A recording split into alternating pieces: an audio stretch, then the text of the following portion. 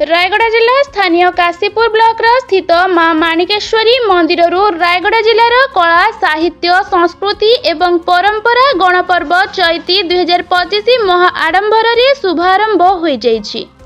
स्थानीय वैद्यनाथ सागर रे उपजिलापाल जिला परिषद अध्यक्ष काशीपुर ब्लॉक अध्यक्ष उपस्थिति रे पूजा करा जाई गंगा आवाहन और कलश पूजा सकाशे पवित्र जल संग्रह करी कलश यात्रा आरंभ होई मां माणिकेश्वरी मंदिर रे जिलापाल आशुतोष कुलकर्णी द्वारा पूजा अर्चना पर मंदिर ठारू मशाल यात्रा रे बाहरी सहर परिक्रमा होइथिला।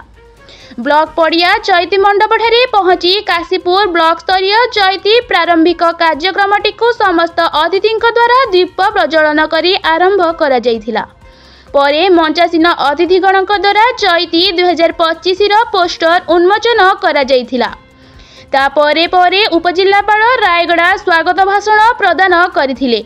एही पवित्र दिवसर अवसर रे रायगढ़ जिलार समस्त ब्लॉक रे ब्लॉक स्तरीय चैती और उन्नयन प्रदर्शनी शुभारंभ करा जायथिला।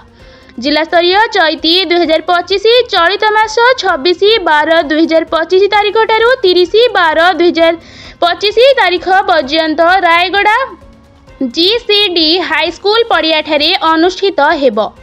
चैती 2025 रो शुभारंभ काशीपुर पंचायत ठारू करा जायछि।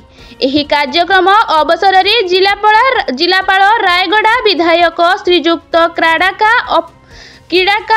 क्रीड़ाका आपल स्वामी, जिला परिषद अध्यक्षा सुश्री सरस्वती माझी, एडीएम राजस्व श्री निराह रंजन कहर, जिला परिषद श्री अक्षय कुमार खेमुंडू, उपजिलापाल रायगढ़ श्री रमेश कुमार जेना उपस्थित रहिथिबार देखिबाकू मिलिछि। शेषरे बीडीओ काशीपुर श्री सुजीत मिश्र धन्यवाद अर्पण करथिले। उपस्थित अतिथि माननकू पुष्पगुच्छ और उतारी दे संबर्धित करा जायथिला। चैती शुभारंभ काशीपुर माटी होईछि, सेति आमे गर्व करूछु। जेहेतु मु ब्लॉक रे 2 दिन होला जॉइन करछि, जो सुरुखुरु जो होईगला समस्त सहयोग रे जो हमर चैती शुभारंभ होईगला, समस्त पीआरए मेंबर्स, समस्त बुद्धिजीवी, समस्त ये को धन्यवाद जणी मु आज मु गर्वित जे भलो भाबे मु आज चैती शुभारंभटा करि पारली। धन्यवाद।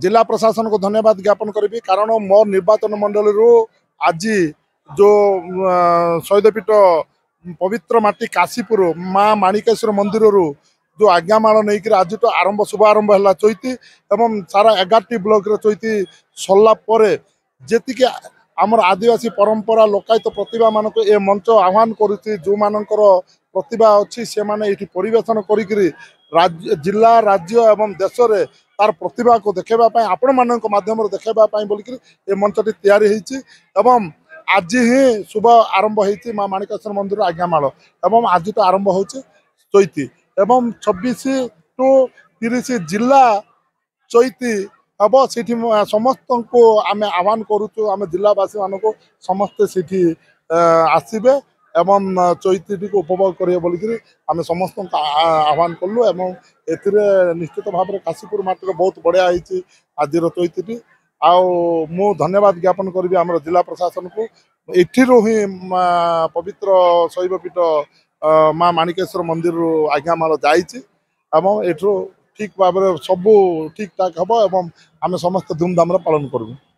पुजारी ओम माँ माणिकेश्वर नमः। तुम्हें माता तुम्हें पिता तुम्हें बंधु तुम्हें बांधवस्थहीन क्रिय माणिका नमः। काले काले मु काली भर नमः।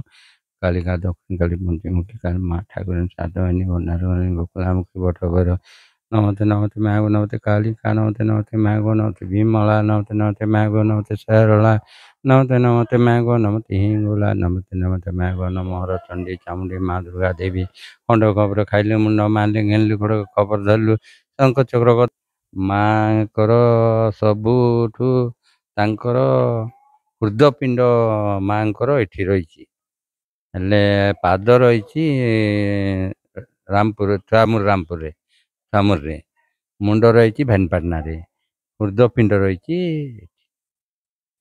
माँ तांकर हाँ सिनेमा दशहरा रे पंचमी ये दिन तांके